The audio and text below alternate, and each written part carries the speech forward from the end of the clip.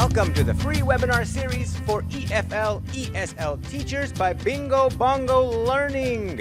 Today is webinar number 2 of the series. We're going to talk about flipped learning, how to start getting better results in class. I am your host, Jeremy Lanig, and today we have a guest. He is Adam Kardos of AAS Press. That's exciting. So the webinar series is moving forward. This is our second webinar of the series. If you watched last week, thank you so much. If you're watching now, thank you so much.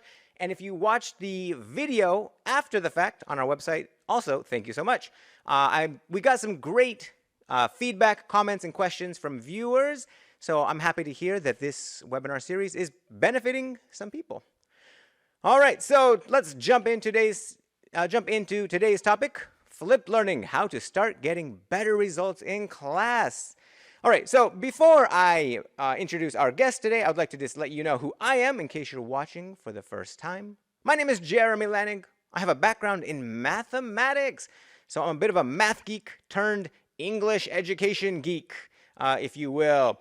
And I have a lot of interests and passions in art, music, photography. I also recently do a lot of computer programming, coding. So I put all of those passions together, and I have created BingoBongo Learning, and I started an English school 10 years ago, step by step, here in sunny Kagawa, Japan. So, last week was webinar number 1, Future-Proofing English Lessons. In that webinar, I discussed flipped learning, blended learning. I explained our QR code system and how we get great results with students doing more activities at home. And then I introduced how to use videos as another part of your flipped learning process or program. So we're going to continue that conversation today of flipped learning. So if you didn't see last week's, I invite you to check it out. You can watch the recording of last week's webinar at bingobongokids.com. And if you go to our blog, you can find it pretty easily. Or you can just search Bingo Bongo webinar on the interwebs, and you will find something, hopefully the webinar from last week. All right, so something else I would like to mention to everyone is that we are offering e-certificates. If you are participating live now, or if you watch the video after the fact, you can just send us a message at info@bingobongokids.com, and we will send you an e-certificate. And also, if you're watching right now, you can just type your name and email address into the Zoom chat box. The host and co-host are the only ones who can see that information, so it's top secret, hush hush. Your privacy will be protected. So if you need an e-certificate, just let us know. All right, so let's jump into today's topic, flipped learning, how to start getting better results in class. Again, we're continuing the topic of flipped learning from last week, but we have a guest, and we're going to hear his perspective on flipped learning and how he approaches the topic. So our guest is Adam Kardos, and he is the founder and CEO of AAS Press, a small publishing company out of Hyogo, Japan, which has produced numerous textbooks. He is also the author of Readers for Young Learners, including Here Come the Unicorns, winner of a 2020 Language Learner Literature Award. Sweet. He has also developed the Gamerize dictionary app, which is scheduled to release in 2022. Last time I checked, that is now. So hopefully he can shine some light on all of his resources and his new app. So let's go ahead and introduce Adam now. Adam, are you out there? Welcome to the free webinar series for EFL ESL teachers. Hey, hello? What's going on, Adam? There we are. Hey, how's it going? Good. All right, just double check the sound's okay. Sounds like everything's all right. Well, thank you for joining us today. My pleasure. Thanks for having me. Can I get one of those e-certificates? I didn't know that there was certification for this. I'd like to add that to my resume. Definitely. Cool. It's done. All right. Well, I want to say thank you for joining us. Thank you for being our first official guest. So, and I think we have so much in common in terms of having created such, I guess, there's so much volume to your A lot of stuff. resources. And then we decided that, yeah, once the pandemic hits, we've got to make sure that it can all be done online or at home. And you might have been doing that well before the pandemic. So lots of things to ask today. But before we jump into that, let's go ahead and pull up my slides here. And for those of you who have never seen what Adam does, the first time I saw his work at, I think I saw it around online, but then I saw him at a conference, and I'm just blown away every time I see the art, the illustrations. There is a lot that goes into these, and I'm blown away. So that's really impressive. And I've been hearing little pieces here and there about this new Gamerize dictionary app. It's you said it's going to be released this year, right? I mean, it's out there. I mean, we were did a slow launch and did a few schools in the beginning to get rolling, but I mean, I think we're ready to fully go now. We've got quite a few schools starting to trial. So yeah, yep. I want to hear more about it. From what I've seen so far, it's just this sweet like art role playing game, right? Where the kids kind of create the characters and they run around and they get experience in battle. Is that right? Something like that. Yeah, I mean, basically, it's a gamified learner dictionary. The word dictionary can kind of be a little bit boring, and it's one of the most quintessential tools of for language learning is a dictionary. So we kind of thought, how can we make a dictionary something that's addictive and fun, right? And just make it a way for young learners in particular to guzzle down vocabulary and just intake as much as they possibly can. Yeah, for sure. Well, cool. Well, before we jump into everything, can I ask you just a few personal questions? Where are you from? So I'm from Montreal in Canada. I see. I know very little. I've met you several times, but you never really get to know, people. We haven't done the where are you from bit. Exactly. Well, nice. And where are you? You're currently based in Hyogo? That's right. Yeah, we're just outside of Osaka, so I just as soon say Osaka. We're 20 minutes from Umeda. I mean, the downtown Osaka core. Okay. And I assume that because you're making all of these resources, you're a school owner of some sorts? Yep. I mean, I've been running a school for, must be 14, 15 years. In Kawanishi, we have a preschool, a Gakudo program, and this last year we did open a couple little branches. And so we're kind of moving up in that sense as well. Nice. For those who aren't in Japan, can you explain what a Gakudo is? Oh, right. Thanks. Yeah, Gakudo is an after-school program. So essentially, there's a lot of really kind of cheap after-school programs at schools where kids will just finish school and they have a place to stay. But we do one in English, and there's a sort of a drop-in center, and then they can take lots of different classes and stuff. So it becomes kind of like a little mini school for them after school. Okay, very cool. Yeah, I'm familiar with that. It's awesome. So yeah, then I guess I'm kind of curious, like what are the steps that brought you from Canada to where you're currently at now? Like, how did you end up in Japan? And if it's not too long of a story, you got a abridged version? Yeah, I mean, it's kind of not that interesting of a story. But I mean, I came over with Nova back in the day. Okay. And I loved learning Japanese. I just got really addicted to that. So that's kind of what got me to stay. Then it went bankrupt, and I guess I was a pretty decent teacher because I got a lot of students at the branch that I was at saying open a school, and the rest is pretty much history. Okay, nice. All right. Then I just want to ask quickly about your readers, and you got the award, the 2020 award for what is it? The Here Come the Unicorns. Yeah. How do you go about that? That's incredible. Do you have to submit? Yeah, I was pretty surprised by that, to be perfectly honest. That was only the third reader we'd ever put out. And I'm not a writer. Like I'm kind of like you. I'm interested in doing a million different things. I kind of like writing, but I wouldn't call myself a writer. But yeah, I mean, we made this choose your own adventure style manga that's graded really appropriately for kids. And the kids do really like it.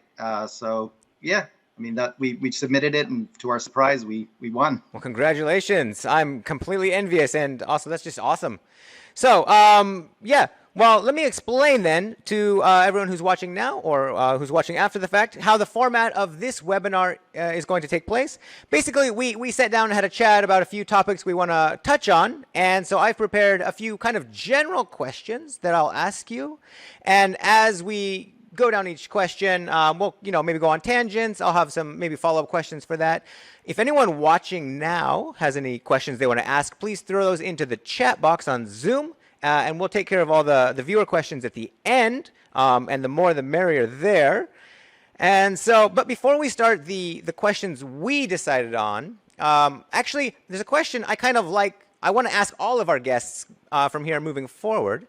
So let me put that up here. And this is just kind of to keep the topic, or to start off the topic of what the webinar series was kind of originally designed to think about, is what is the future of English education? And how is online learning going to play a role in our future? So just do you think online learning will eventually replace in-person EFL, ESL lessons in the long run? What do you think, Adam? That is actually a pretty deep question to start off with, everybody. But all right, I mean, just yes or no. Yeah, I guess the question is, I mean, how far in the future are we talking? Yeah, I mean, that's a good question. I would say let's look at like 5 years, 10 years. Yeah. Yeah, because I mean, nothing would surprise me anymore, as I'm sure a lot of us are feeling these days. But I mean, way in the future, I think it's entirely possible. But, yeah, I mean, there's lots of great benefits to online learning, right? I mean, especially in a market like Japan that really puts a lot of emphasis on short, kind of convenient lessons that are not too expensive, that students can take any time. There's like man-to-man lessons or private lessons are really popular here. So with online lessons, obviously you can do it before work, you can do it on your lunch break. You can get a man-to-man lesson that's a lot cheaper. It's not really depending on teachers who have as a career relocated to a whole other country. It's kind of it's open to teachers all around the world. I mean, there's lots of cool stuff like, videos, media, being able to just write up feedback and send that to your students after. So there's loads of stuff that is, better about online learning. But I don't know. Yeah, and in the future, I mean, things like chatbots and stuff like that stuff terrifies me.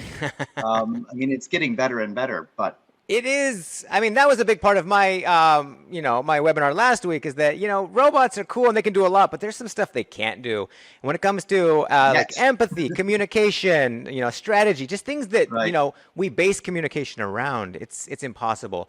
So I think that online learning is going to be taking a stronger and stronger hold as we move forward. It's just, at what rate? Did you, when the pandemic hit, did you take everything online like most of us? Right. Yeah, absolutely. So you've got experience. We did that for about 6 weeks. So would you say you're, in the future, if you had a choice 10 years down the road, you would prefer to stick with in-person, brick and mortar type lessons? Or do you think you would eventually want to move everything online? Yeah, absolutely. Brick and mortar. I can see a lot of the benefits, and we still do some online lessons, but the thing that I've kind of most recently, I mean, I'm sure everyone's really feeling this a lot during the pandemic. Have I frozen? Yeah, you're frozen. If there you go. That was an unfortunate little expression. Anyways, yeah. So I was just gonna say, people need people. This is a big thing, right? Right. I mean, I think we need proximity. There's one of the interesting things about the whole chatbots thing. I saw this advertisement for a digital kind of like AI online course that was marketed to Japanese people, and it was marketed as, I'm too afraid to talk to the teacher, I'm too nervous about my English or whatever, so this is much more comfortable talking to a chatbot. and that's kind of like one tendency of human nature, is like to get away from other people because they cause us stress and we want to just kind of hide out and stuff like that. But ultimately, we've got a lot of time alone or away from other people recently. And you come to really realize how much human beings are dependent on that contact with each other. And then if we can segue a little bit into kids, I think kids even more so. I mean, kids really need that physical proximity. They need to do stuff together. They need to play together. Just sitting there and kids don't really sit down with each other and say like, what did you do today? How was this or whatever? They need to get involved in stuff to kind of really to communicate, and they need that. Like all around the world, we've got kids that are not so much in Japan. Luckily, we haven't had the lockdowns as much, but we've got kids that are forced online, and it's really burning them out, right? Sure. teachers it's burning out, parents it's burning out. So, I mean, yeah, there's limits to it for sure. Okay, great. Well, I think that's a chance for us to jump into our next question then. So let's push the conversation in the direction of flipped learning, which I think is in the general vein of what we're talking about. But so last week I talked about flipped learning. I mentioned the things that I'm doing to get them doing more learning at home so that I can spend more time communicating in class. And if we get everyone on board with that, it's a really great program, and I think students can get a lot more out of it. So I would like to ask you, what are your students doing at home for your flipped learning program? Yeah, great. One thing I just wanted to mention before we got into that is it's interesting that flipped learning is a kind of a buzzword, and I mean it's probably a few years old now, but it became a real big thing in the industry around the world recently. But they have a word in Japanese for that, right? Which I heard ages ago when I first came to Japan. Okay, what is that? Right? Well, fukushu is review, and then yoshu is like preview or pre-study. So that's kind of like a part of educational thinking in Japan for since I've heard the 50s or something like that. For quite a long time. If you're in junior high school, they have a yoshu book. They have a preview book, it's like a pre-learning book. Yeah. They go home, they rewrite, they write out all the words, the sentences, and they, prepare everything they're going to learn in class, or they at least see it. Yeah, and I don't know what yoshu usually looks like in Japan. It could be that if you study something and then go to class, you'll just be bored to tears, right? If you're doing the same thing. Yeah. So I think ideally flipped learning should be something that takes the things that don't need to be done in class. Sure. And allows you to do that beforehand. Sorry, what was the question again? Yeah, and so no, you're exactly, yeah. No, I mean, so what are your students doing at home?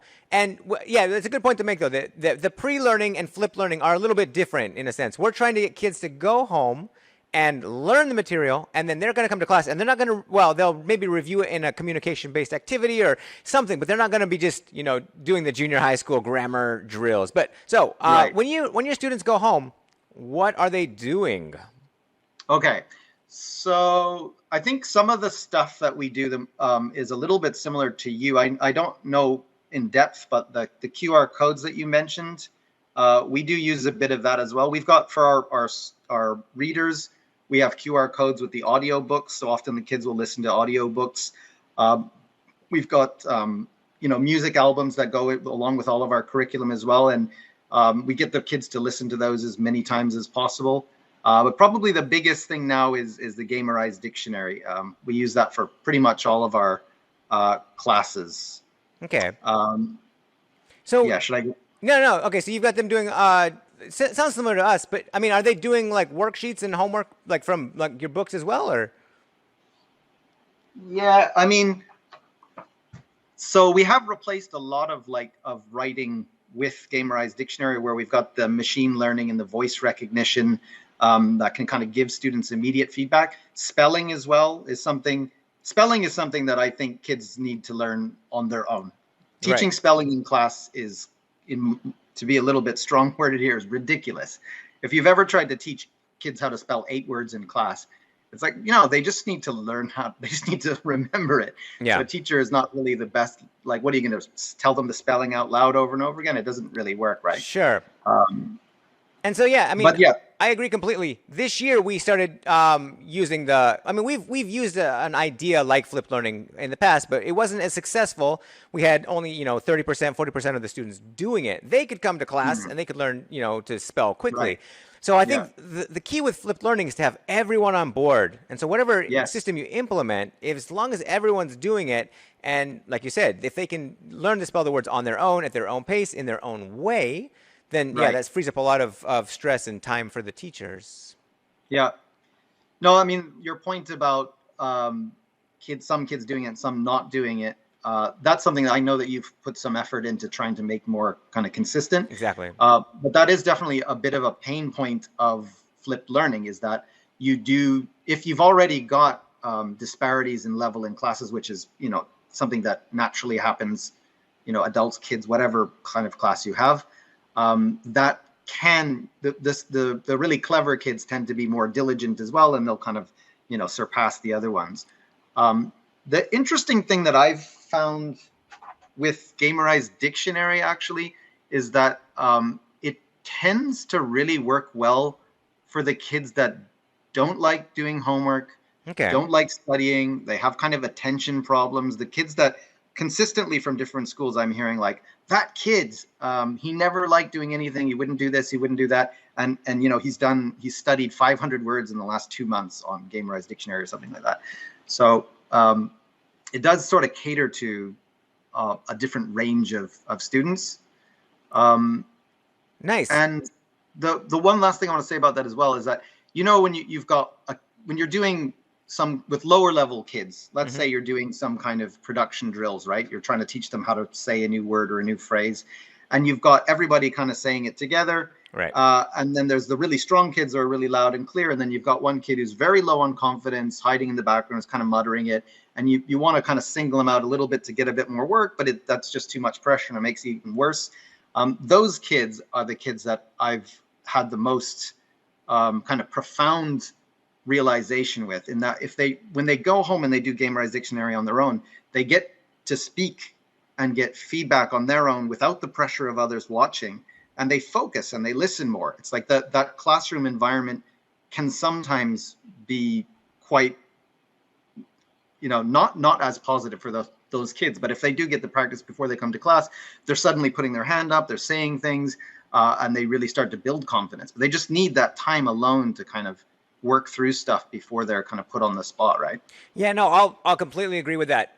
Before I came to Japan, I was teaching mathematics at the university level, and with math, you know, there's so many different ways of learning, and you can explain it one way, somebody might pick it up, but I think what makes a good teacher for any subject is being able to spot that, okay, this isn't really going over well with, you know, these students. Maybe I have to teach it in a different way. So having a program with, you know, you have one topic but 3 or 4 different ways to teach it or to review it or to cover it. I think that's brilliant. So if you've got a way to pick up the students who are, you know, falling behind in whatever traditional method you might have used before, then that's brilliant. So when we were, you know, kind of chatting before this, and you mentioned that you don't use paper in some of your courses. Yeah. So can I ask, what age, like from what age would students in your program stop using paper? That's like no paper in class, no paper at home? Yeah, so that's not entirely true. I like that you posted that on Facebook. That's what you said. No, we got some interesting chat. Yeah, maybe I was kind of thinking about one particular thing, but we did get some interesting chat, and then most of the people were kind of focusing on the environmental aspect of that, which I thought was really cool. I love writing. I love paper. I'm not actually that much of a digital guy, surprisingly, you know, having made an app and stuff like that. But no, I mean, little kids need paper, right? They need to we don't use Gamerize Dictionary with anyone under primary or elementary school age. Okay, so that's what, like 6 or 7 years old? Right. Yeah. So K1, 2, 3. Yeah, I think they shouldn't really spend too much time on a screen or whatever. Right. So yeah, they do tracing, working on motor skills, you know, letter recognition, that kind of thing, singing and all that. But we do, what I think I was probably referring to there is that so at our school, we have quite a lot of different classes. I mean, we've got test prep classes, Aiken, Cambridge YLE, grammar, we've got communication, we've got CLIL, we've got lots of different kinds of. Our most popular course is the Awesome Adventure series, which you showed at the beginning. Okay. And that's a speaking course, like it's a communication course.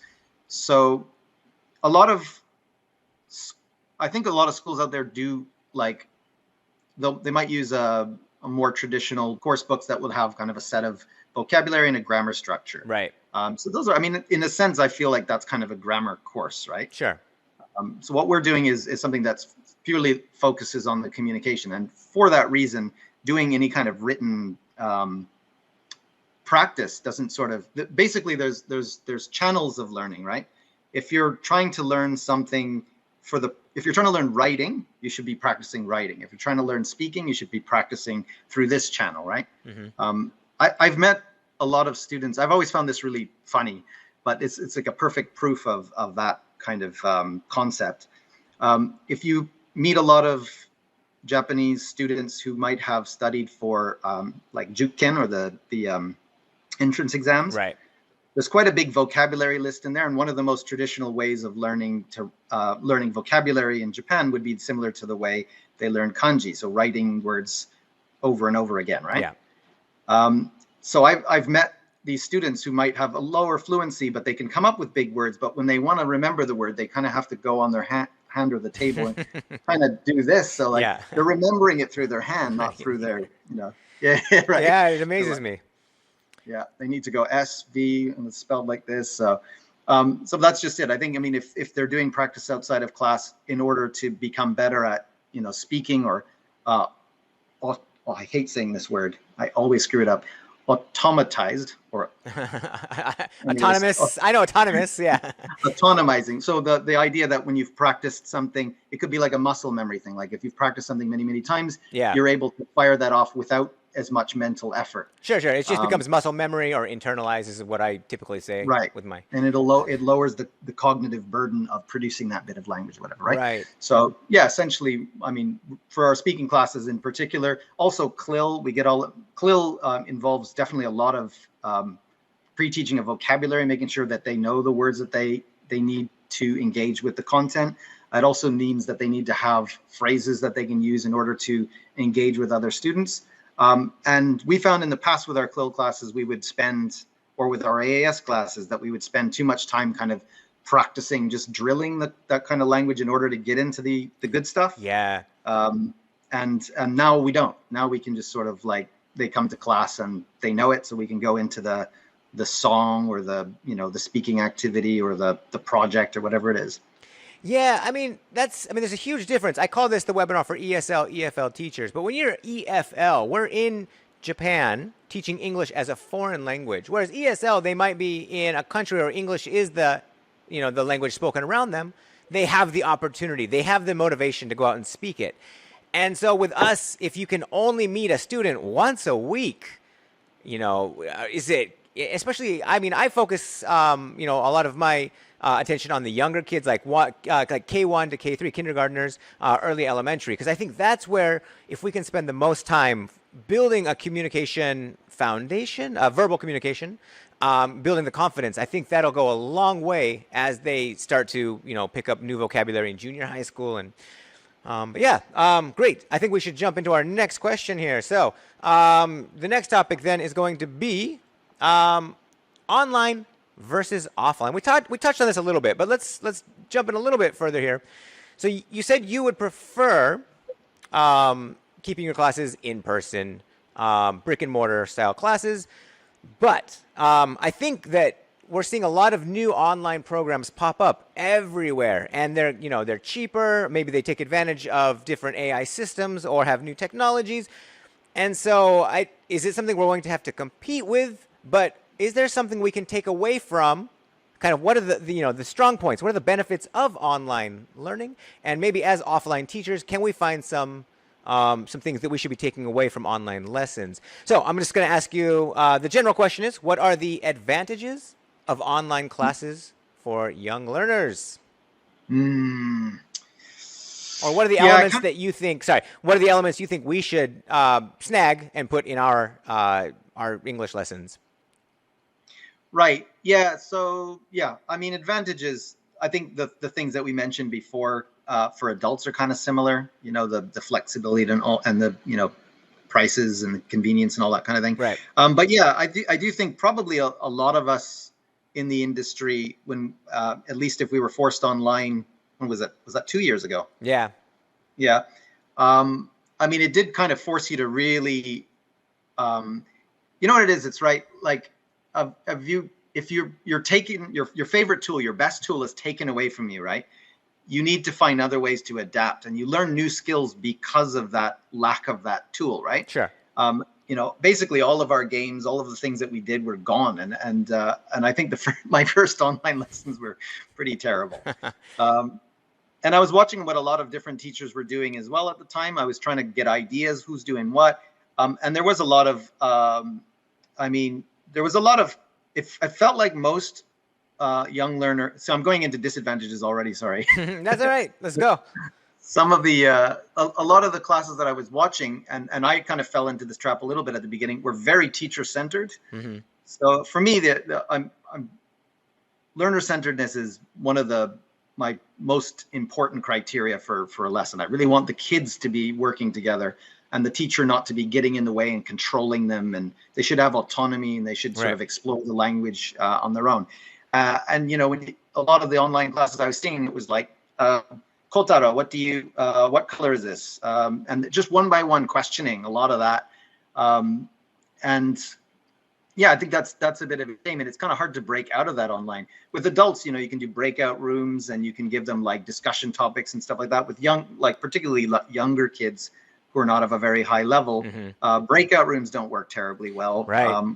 I've had some success with like grade 5, 6 kids who have been studying for a while, but generally it's a little bit more challenging. So yeah, I mean, for us, I mean, putting us online, it made me look at our curriculum and kind of realize, like, it's, is it strictly analog or can we put some parts digital? And that's where we really start to realize, like, okay, if we can do this in online lessons, if kids now, if every one of our parents knows that their smartphone can be used as a learning tool, that's where I thought, okay, online taught us that we can get a lot more out of our flipped learning program if we have the kids using those as their tools. So did you start building the Gamerize dictionary before the pandemic? What was the timeline for that? No, it would have been right after that. So I think that was the time. So some of the tools that I kind of got to explore were like Kahoot or Bamboozle, or I mean, things like Jamboard was really cool. There was lots of really fun things that you could do there once you kind of dig through it. Right. But the thing that really stuck out for me was that classes just moved more slowly. I could get through way more live than I could on an online class, especially if there was like 6 or 10 kids. Sure. Which is actually a small number some contexts, teachers have a lot more than that. But yeah, it was just really slow, and it was a bit too teacher centered. So that was kind of when I had the idea that, some of these things like Kahoot or whatever are really cool. And it's great if you can assign them to kids before they come to class. And I started kind of doing that sort of thing. And then I thought, not even just for online classes, for regular classes, a lot of time is wasted on the kind of, just learning of new words and stuff like that. Right. So I thought, that was kind of where the seed was planted. And it's just kind of grew from there. Okay, nice. Yeah, it's tricky. Like I would prefer to keep everything, in person, brick and mortar. But if everything is going online, then I'm going to start thinking about, maybe I can have, once a week in class lessons. And if I can get them to do something 7 days a week, in addition to that, that's going to be a solid thing. So, and that could be, something you do as an online teacher or an offline teacher. So can I ask you a quick question about that? So I completely agree with the 7 days a week. So one long study session once a week is not as effective as, lots of short sessions, once or even twice a day. What do you think helps kids to stick to that kind of daily routine and do it more than just, in one lump at one time? Okay, so that's good. I mean, what we're doing now with our students is we're giving them a checklist. Basically, like, here's one QR code, and under it there's 3 like check boxes. And if you do it one time, then you can check it off. And then about 3 months into the program, we put a little line for the date so that they could, we didn't ask them to write it in, but some of the parents are doing it automatically, so that was great. So we can at least, gauge when they're doing it. And I think, for the most part, it's not all in one block, because we are assigning a lot. That's a question I want to ask you, is how much volume are you, trying to get your kids to do outside of class? But we give our students basically like 4 or 5 activities and ask them to do them 3 times each. So that would be up to 15 activities. If they did 1 or 2 per day, then that would kind of cover the whole week. So yeah, that's kind of where we want to, focus our time and start looking at the analytics of things. But as we implement something, we just want to see, is it working? What's failing, and we just kind of work through it that way. But so we reward our kids with a sticker system, and then when they finish their sticker charts, then they can get these cards. We've made these character cards, so a physical object. But I think that would be, if you could create a system that had that, like what do you call it in the system, like in the industry, like dripping, when you only allow Right. it to happen Yeah. after a certain time. So maybe lock the QR code or lock the activity until a certain Yeah. date. So that might be That's a good something. idea. We actually put in the Gamerize dictionary, one lesson is called an adventure. Okay. So I'll use that term to mean like a lesson. Right. We had to put an adventure limiter that schools can put in. Sure. So they can limit how many adventures kids can do per day. We got it going at an elementary school in probably around August or September last year. And we got into a bit of trouble because there were kids spending 10 plus hours on the app, and they were quite upset about that. And I was like, "What's wrong? Like they're learning, they're plowing through all this language." But but we have also noticed that some kids will get it and just go berserk on it, and then kind of drop it after, like a month or something like that. Right. So they might. I think that shorter, more frequent sessions will lead to more kind of prolonged study habit. Yeah, right? no, I More fully agree with prolonged.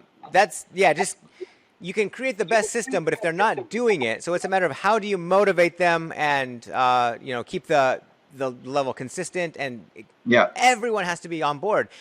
This is a question I don't know if it's in this section here. I know that I wanted to ask you this. Actually, before I ask you that, I have a different question. On that note, when you have students doing a flipped learning program, if they're going home and they're doing different activities, how much do you try to get them to do? Do you have a set list, Right. or is it just as much as you want, as little as you want? Yeah. So that's a really good question. We've kind of designed Gamerize Dictionary to lead towards autonomy. So we assign things to students, but the ideal situation is that maybe in the early days, or the younger students are going to do mainly things that are assigned to them. And then the next step would be they would start to explore the content bundles. There's a library on the shelf with lots of different content they can explore. And then later on, they can actually make their own. They can use the dictionary to make their own lessons by just choosing words. So if they're doing some reading or something, or there's a topic that they're doing a project on, they can kind of make their own adventures like that. So basically, in that sense, they can do as much as they want, and some kids do a whole lot. But yeah, we did kind of go through a period of assigning too much. Okay. In that some of the kids, basically, we would assign 1 to 2 adventures per class per week. And an adventure, we planned it to take 15 minutes, but for lower kids, it tends to take more like 25. Okay. So we're cutting down on the lower level, like the amount of content in a lesson for lower level students. Because I do think that that's one of the things, like what you were describing in yours. If it's, listen to a song, if it's one quick little thing like that, they're going to be really happy to jump in and do it. But if their perception is that, oh, this is going to be long and this is going to be hard, A little bit stressed out. They're going to stress out. Well, so how about this? Would you be able to give us, because I kind of have an idea of what this game looks like, but when you say an adventure or a level, I'm not clear on what, how many vocabulary words there are or what the format looks like. Could you give us a quick glance at what you mean by this adventure, or how the levels would work? Okay, will you let me do a little screen share then? We'll do it. And yeah, I apologize. The video is freezing occasionally. The audio is crystal clear. So if it freezes up, I apologize for that. Okay, and that's not the game being glitchy. That's important. Okay, yeah. Alrighty, just a sec. Let me get this going here.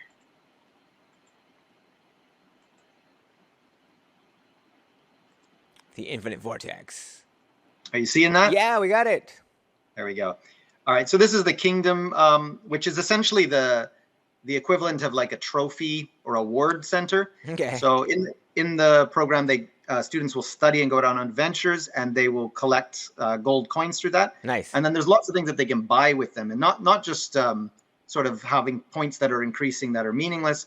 They can buy things that are personalized, things that they want. They can buy weapons and armor for their avatar. Sweet. I feel like this is this similar to like Dragon Quest 1 from the, I don't know, maybe I'm dating myself, but back in the I the 80s. don't know.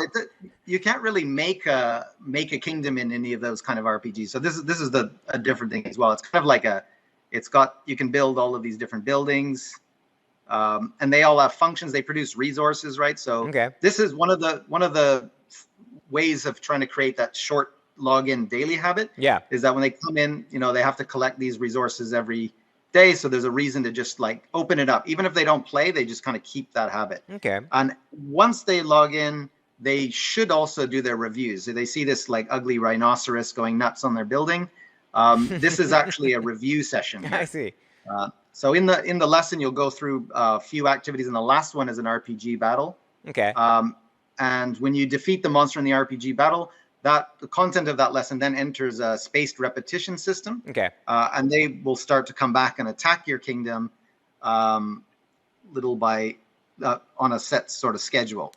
Where's that rhinoceros there? So if I click on that rhinoceros, the tent here will allow me to look at the content, or I can just jump right in. And what's this? Do the laundry. Okay. So here's where we're going to pick up the vocabulary and the studying part of the lesson. There we go. Yeah. Also, you'll see a little bit more of that in a All second. right. So Well, you 100%. just said do the laundry, and that's how you fought. Right. Yeah. So this is basically it's testing me on things. Got it. There you go. Jump out of there really quick. There is another type of review really quick. I won't do it, but I'll just try to find it. I've got a lot of reviews pending, which is not good. I'm in trouble. Okay, you see this one here? It's kind of got a green glowing aura. Sure. So this is also an AI generated review session. Okay. So it will analyze your common errors through different lessons and put them together into one, review session. So you're getting those errors picked up as well. Nice. So if they were to do one adventure, like how many vocabulary words, say when they're just starting out with the game? So it was set at 8, Okay. and then we have now changed it to, okay, let's go into the adventure menu here. It was set at 8, and now we're reducing it to minimum 4. Okay. For really low level students, we're going to make it so that it's easy like that. So there's lots of content in here. A lot of this is not complete yet, but this is the library of books. We've got all your ACAN in there. If kids want to plug away at that, Cambridge YLE, some of our books are in there. Content by different subjects. Nice. And then really quick, I will do a flash through one adventure. Okay. So this one I've already started, but when they come into here, the adventure map, they will have a chance to, first of all, they can go to the camp, and here they can check all the cards and see what it is that they're studying. One side they'll have the sentence, and the other side they'll have the vocabulary root main word. Okay. So when they're ready to go, after they've looked at that and studied it, they can jump into the games. They can go back to the camp at any time during the game. So a kind of a cool thing is to watch kids fail at a game, right, and then suddenly go, oh, wait a second, and go back, and then they start to kind of let their wheels turn on it. Like a typical, not all kids. Some kids will go in there and just flip through the cards really quick and go like, yep, got it.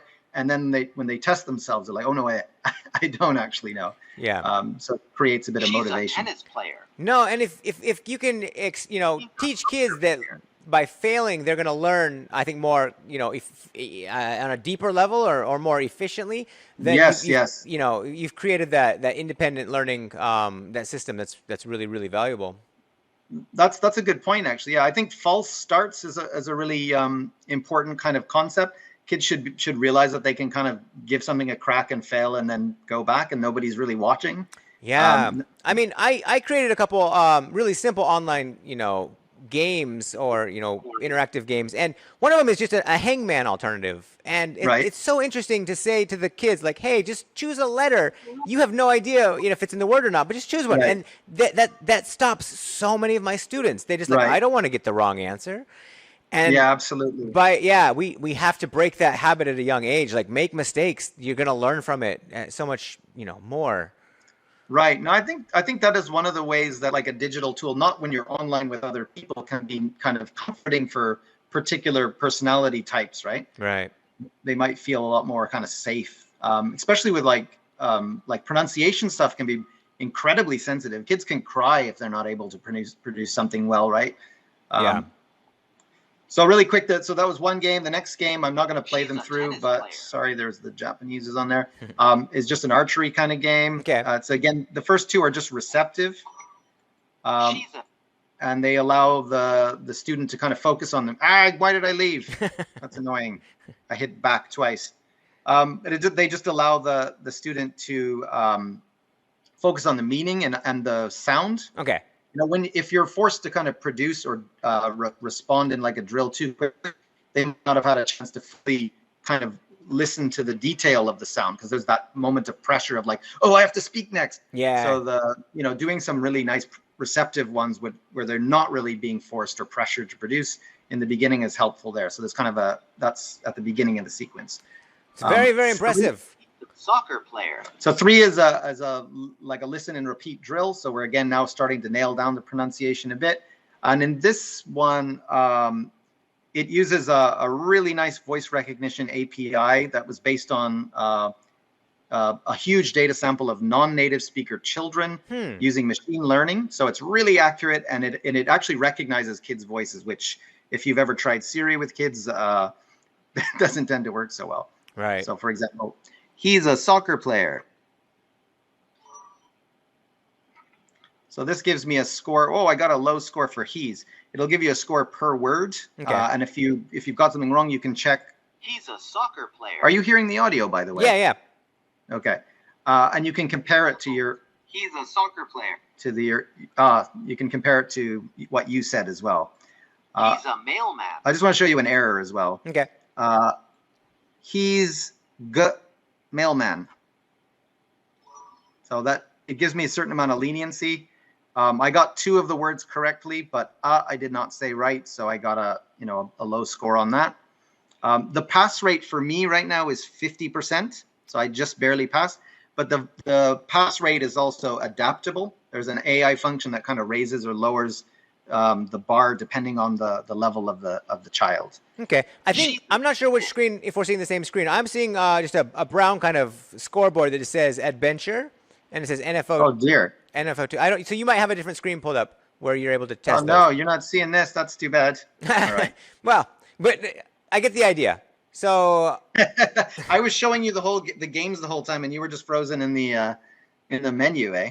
Oh, no. We saw all the games. It was only when you started showing us the voice recognition and when it. Okay. Yeah. So it's just briefly. I'm gonna stop screen share there and go back to. Here we go. Well, nice. Yeah, I can see how that would be a really powerful tool for a FlippedLearning course or program. So that's one thing is, we used to just do DVDs, go home, listen to the MP3 or the audio, listen to the CD, watch the videos. But the more kids can get in and do, interactive activities that are actually using the exact same vocabulary that we're using in class, I think, it's really good. It's really powerful. So I guess that's a really good segue for our next question. But I think we've been talking about it in such depth that I think we've probably covered this. But let's ask, what are some advantages that you've discovered since starting a flipped classroom? Can I ask, roughly when did you start, thinking, I need to have kids doing more at home? Maybe here's a CD, go home and watch listen to the CD or, watch the DVD. When it was a little bit more than that, when did you really think, okay, this is where I'm going to put in this preview or review or flipped learning program that we're talking about? Short answer or long answer? Short answer either way. Yeah. So, I did, I'll give a short version of the long answer, but I did a teaching course about 12 years ago in Vietnam. Okay. At a language school called ILA. And when I went there, I was blown away because all of the kids were they could talk. They were just completely different than the average Japanese young learner, right? Right. And I was puzzled by it. I learned a lot in the course, but I needed to get to the bottom of this. What is it that these kids are doing differently? And there were 2 things that I picked out.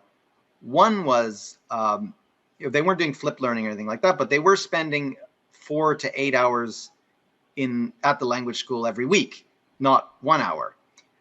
So time is obviously a huge component. Sure. And the other thing was they weren't just doing, grammar drills or repeating things or whatever. They were studying content and doing things that was much more cognitively engaging. They're doing CLIL and that kind of thing. Mm-hmm. So I was really impressed by that. And when I came back, I thought, okay, I need to find ways to get our kids more time. They just need to be doing more stuff and they need to be more engaged. So I mean, the two ingredients for me are, time and engagement. Sure. And so that's kind of where I was with that. We did increase our course times. We've got 3-hour classes for kids, and our Gakudo kids will take 6, sometimes 8 hours of lessons a week. So that did become a big part for us. But for our, for our 1 hour a week kids, definitely. I mean, I just want them to do more, but I don't want to force them as well. We did try to say, like, here, do these drills, do this written homework or whatever. And kids hated it, and I'm just not in this business to break kids down or to pressure them or to make them feel like something's hard. So it just had to be fun and engaging. They have to, in my opinion, choose to do the work and not necessarily be told or made to do it, right?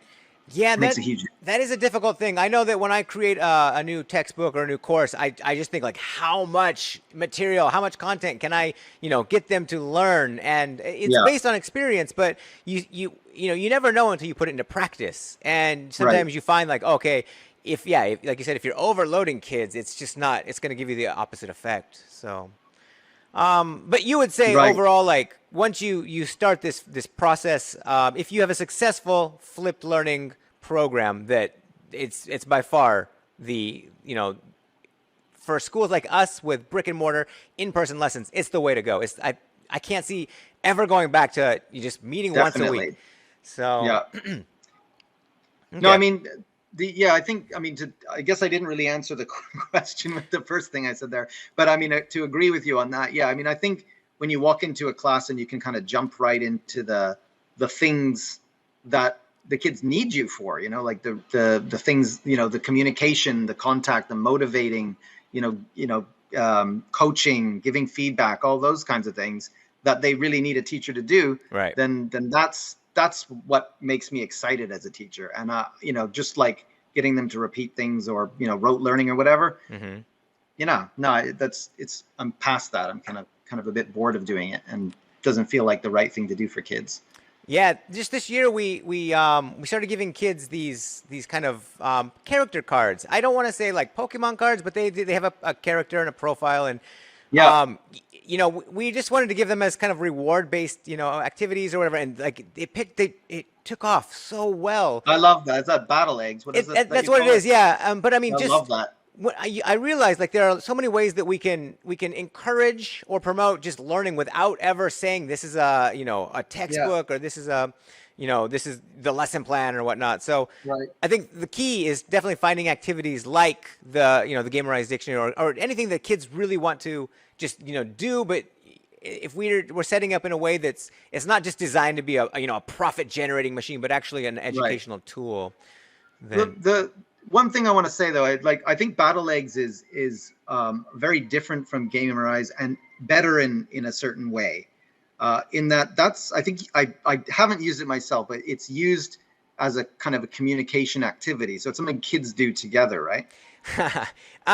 Yeah, it's anything you want it to be. It's just pictures with every character has a birthday and a hobby and a color and a weather symbol. So yeah, I mean, if they're really young, it's hard to explain the rules of a game. So we just we're like, okay, let's play memory or let's play karuta, which is a Japanese slap game. Yeah, it's just that it was so flexible, and I think just for some reason, we tried it 1 year in our school, and so far, the kids are loving it. So we're thinking of new ways to again create this online or this additional flipped learning, something that we can have them do. The difficult thing with a card game is like you can play it in class and it's brilliant, right? But as soon as you have the kids take it home, get their own set, they're like, I'm not gonna play, and so they lose that motivator that we as teachers have. So we've got some new stuff in the works to work through that. But anyway, I don't want to go into Battle Eggs too much here. But no, but my point was kind of just like, something like Gamerize is to kind of give you more time to do stuff like Battle Eggs or whatever. Maybe I haven't fully figured out how it works, but like in our textbooks, like I don't know if you can see this that well. Yeah. This is a typical activity. here is a game where your character is in the basement of a school that's getting flooded. Yeah. Which is, a scene right out of the manga. Right. And then you have to, as a team, you have to decide which way you're going to go, which stairs you're going to go up, which ingredients you're going to try to collect as the water is rising. Mm-hmm. And then when you get to the top, you need to find out what recipes you can make, what sort of foods you can make in order to feed this chef bird to evacuate you. But this all ties into the fantasy story in the comics, right? Okay. But that activity requires a lot of kind of talking together, right. and they have to think about it and strategize and stuff like that. And it takes a long time. You can play that for a whole class, but not if you're spending too much time kind of just getting them to learn the vocab and the phrases they need. Like, I think we should do this, and I think that's a good idea, but this is better, or phrases like that, or that kind of thing. Do you find that, like, with the younger kids, like, they get really excited and they it's faster than for to communicate in their native language, so they're just like they want to use Japanese? How do you prevent them from using Japanese when they do these activities? Do you have a clever way to do that? Well, we have a very strict no Japanese in class policy. Sweet. From what age? All ages. Wow. Yeah. And you tell the students, you're just like, no Japanese, and you harp on them for that? My face froze in such a horrible way again. I apologize. Well, we don't use the term no Japanese because I think that sounds like some kind of cultural imperialism or something like that. But we do say English, please, and we do have rules. And our approach to discipline is to focus on positive things. Right. So when students do use English, we give them lots of points. Okay. And they just know that there's an expectation that they don't use Japanese. If they do, we don't go nuts on them or anything like that. And we do want them not to be scared to use Japanese, so that if they're about to pee their pants or something like that's happening, they know that they can use it. But it's a culture at our school. Okay. The kids just speak English. I think that's worth a whole nother webinar on its own. That's a really good point. Possibly. Cool. All right. Well, let's move things along then. So let's we did jump in and we talked about the Gamerize dictionary. So I guess when I originally saw it, I thought, okay, is this designed to be used with your awesome adventure series? You have your own textbooks, but you showed us that you have different libraries in the game, right? So the Gamerize dictionary can be really used. Do you have to be using one of those existing textbook series, or can you create your own curriculum based on that? Yeah, no, absolutely. It's not for our books. It's not for just those books. It is a dictionary. Mm-hmm. So at the moment we've got about 9,000 entries in it. Okay. And we're adding to that at a rate of probably 8 to 1,000 words per month. So ultimately it's going to have multiple entries for most of the words that up to like a B2 or even C1 level. That are graded differently. So if you've got a lesson, if you're doing CLIL or you're using a particular textbook, the chances are you can, through the teacher dashboard, which I didn't show yet, the teacher dashboard, you can make classes, put your students in classes, and just by choosing words from the dictionary, which takes like a minute, you can make a custom adventure and assign it to your students. For a lot of the early trial schools that we've been doing so far, we've completely customized their curriculum for them. They've said like, oh, we're using this and we're doing this event and here's our spelling list or whatever. And then we just put that together and assign it for them. Okay. As we increase in numbers of schools, we might start to struggle to do that. Right. But in the initial process of creating something, that initial feedback is just so invaluable. Right. Nice. So then how about if you're using it and you assign it as an assignment for your FlippedLearning program, how can you, as a teacher, or how do you check, I guess, the student's progress? Is there a way to kind of monitor that? Like, what happens with that? Yes, sure. Right. I would love to show you an actual dashboard with analytics, but then I would have to, there's emails and stuff in there, so I can't actually screen share that. But it is possible. I do have a couple of quick little pictures that I can show. Okay. We'll figure out how to get people in touch with you, and if they want to see that, you can point them in direction of some tutorial videos or some explanations on that. Sure. Yeah. So you just really quickly though, you can check what assignments have been done, how many hours they've spent or how many minutes they've spent using it per week. You can check how many words they've studied. You can filter it by date. You can also look at the individual analytics, and it'll show you a list of the common errors that they make. Okay. So if you have a class coming in and they've all worked on a set of words, you might take a quick peek at that before and sort of go, oh, I see. Everyone's having trouble pronouncing the word melon for some reason. Yeah. So we'll just do a little bit of work on that one, and then that would be you can adjust awesome. your lesson. That's really cool. Okay, so then let's jump into our next slide here. And just wrapping things up, do you have any cool plans after the Gamerize dictionary, or are you going to just keep... I'm sure that's probably taken up a lot of your time and resources. Yeah.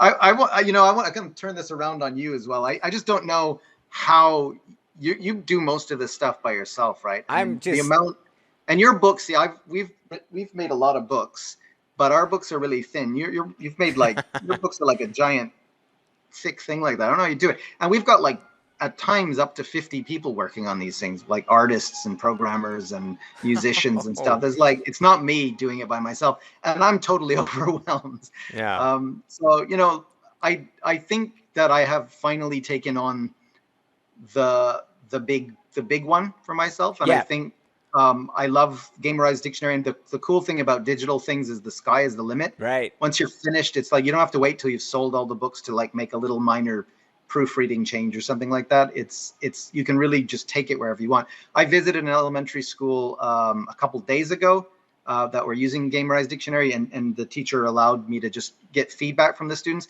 and the ideas they were coming out with. It was just driving me nuts. That's awesome. I was like, oh, I want to do that. That's so cool. Yeah. They were suggesting like, basically they want me to make it more like Minecraft, to be honest. But Sure. but there's so many cool things that could be done. So there's just more to Gamerize probably. Yeah. I want to make collaborative like battles where classes can fight a monster together, some things like that. Yeah. It's a great feeling when you find that one project that you just know that you want to just spend all your time on. So I feel like I'm also in a similar boat with the stuff I've been working on now. So, well, nice. It's definitely an impressive project. So, thank you very much. All right. So let's ask the listener, or let's ask you how the viewers, if they want to contact you, what's the best way to get in touch? Yes, I should have prepared like some kind of like a slide with like an email or something like that. But what's the smartest way to do this, Jeremy? What I can do is I can create the webinar notes, and I can post that with the video after the fact once it's all online. But so you can just let us know. Do you prefer email? Do you prefer like LinkedIn? What's the best way? You can definitely go to Gamerize dictionary.com, and that's for schools. It's our site for schools. So through that, there is a what do you call it? Toyawase. What's the English word for that? Yeah, just an inquiry or contact form. Yeah. So you could definitely go through that. Otherwise, look me up on Facebook, or get my contact through Jeremy, and definitely send us a message. We'll get you in touch. Okay. And so let's see. If people were interested in your awesome adventure series, obviously the app is worldwide, but are your resources, are they available outside of Japan, or what's the status on that right now? Not at the moment. I think some of our readers are on Amazon, so that might be a possibility. I think most of our textbooks do have a bit of Japanese in them, so they're not terribly appealing to outside Japan market, but the readers are available. I mean, they're only in English. There's no Japanese at all in them, so those are definitely an appealing thing. But yeah, contact me about that as well if you're interested, and I'd be happy to make that happen for sure. Cool. All right. Well, then let's see. If you don't mind, I'd like to take a moment just to plug our next webinar next week. The title of the webinar is "How to Get More Students for Your Offline and Online School." That's one thing that if you own your own business or you're running your own business, you definitely need the students to put all of these cool ideas into effect.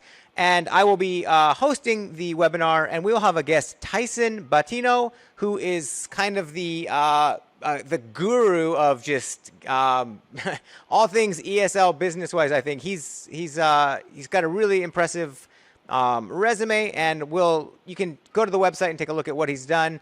with OneCoin English getting up to 8,000 students. And so we're going to talk about ways to get students. Of course, everyone knows that word of mouth marketing is number one. You can't be beat. So we're going to try and get away from that subject and figure out some other ways that we can get students in our school. So please, if you're free next week, please join us or watch the video after the fact. And so at this point, I would like to ask if anyone has any questions that they would like to throw into the Zoom chat box. You can ask Adam about anything we've talked about or anything you would like to to hear. How do we know if we had anyone actually in here? Oh yeah, we got a great room. A bunch of our friends, people in the industry. It's been a great turnout. I want to thank everyone. Yeah, and the fact that we're also doing the high definition recording of this. So the freezing, I apologize. I'm not sure if that's on my end or if it's a Skype issue, but we'll try and get that resolved. And if there's a little bit of an audio delay on Zoom, I apologize for that. We got an interesting setup here, but the ultimate final video is going to be worth checking out if there was anything that you want to hear again. Yeah, so if I can just ask one quick question. So as far as pricing, have you finalized the pricing system for the Gamerize dictionary? Yeah, not exactly. I mean, we're still kind of, especially with the early adopters now, we are definitely trying to keep it on a reasonable price. Okay. The price on the App Store itself for an end user, if someone wants to just download it and use it without a school, I see. Is 1,000 yen a month for a year subscription. Got it. And then, yeah, obviously there's discounts to schools from that, depending on the number of users. Okay. Nice. So that's an option. It's on the App Store, and is it on Android as well? Yep. Yeah, App Store and Google Play. So you can definitely just search Gamerize Dictionary in English, and it should appear. All right. Very cool. And so then, if a school did want to jump on board, they would have to get kind of a school license, and then they based on the number of students. But that's something they should just contact you for. Yeah, basically, yeah. We'll do a little walkthrough and then set up a trial period. We usually do a trial for about 3 weeks to a month with a certain number of students. We'll set up their content and their dashboard and get everything rolling like that. And then, Nice. Take it from there. And we have a question from a user. So in terms of the number of vocabulary words in the game, you said it's around 9,000 currently? Yes. Okay, and so that's... it's just, let's see, it's only a text would pop up. It's basically you have unlimited potential. You don't have to have an image for every single word, right? Well, so we decided not to go the route of quizzes or sorry, what's the one? What's the big flashcard app? Maybe Quizlet, I don't know. Quizlet or whatever, those ones, right? Yeah. So those ones, there's a lot of content that other users have made. But essentially, you can program it yourself, right? I see. Yeah. Okay. So user created. That was our original, or Anki or whatever, something like that. That was originally kind of what we wanted to do. But then one of the biggest things is that teachers are busy, and if you want to if you've got a lesson coming up, you don't want to be looking for images and writing out things and stuff like that. It just takes ages. So that's why we went the dictionary route. In that, if you want to make a custom set, it literally takes 90 seconds. Okay. Just to type them in and choose 8 words and you're done. So, yeah. Okay, so you said you do have around 9,000 vocab words currently? Yep. Okay. Well, so that is not unlimited, but that's a huge number. And I think if a student mastered all those words, they'd be good to go. It covers quite a bit. Yeah, it goes quite a long way for sure. That's up to almost probably past B2 to be honest. But I mean, there's a lot of repeated words in the lower end of the range. Sure. So even a word obviously a word like have is going to have a lot of different entries for different meanings and different idioms and things like that. Yeah. All right. Well, it's been super informative. Thank you so much, Adam. I really appreciate your time to come in and explain this. I think it's a fun topic for both of us, but hopefully for our listeners as well, our viewers. So I wish you the best of luck with all of your projects. I'm looking forward to trying out some of this stuff and seeing the growth and the future of it. Thank you so much. Yeah, it was great. All Lots right. of fun chatting. Yeah, well, thanks a lot. And thanks to all the viewers today. Take care. We'll see you next week. All right. Bye-bye. Bye-bye. See you.